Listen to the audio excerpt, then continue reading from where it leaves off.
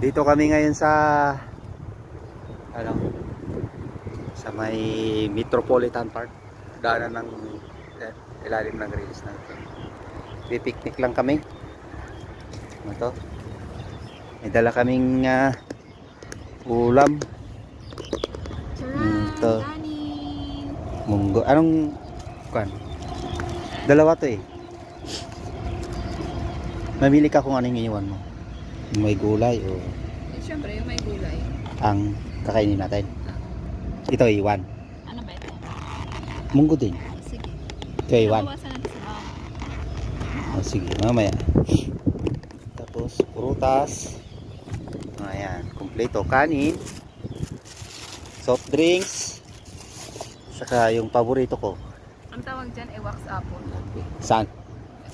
Wax apple daw. Ito, Wax apple? Ito yung Makop pa yan. mako pa nga pero wax apple ang pangalan niya eh. Ayan. Yan. Yung maganda kong magiging asawa. Kasama ko. Chopstick. Galing sa 7-Eleven. Ito. Tanggal muna tayo ng sapatos. Buti ngayon, Mamaya, kaya muna tayo.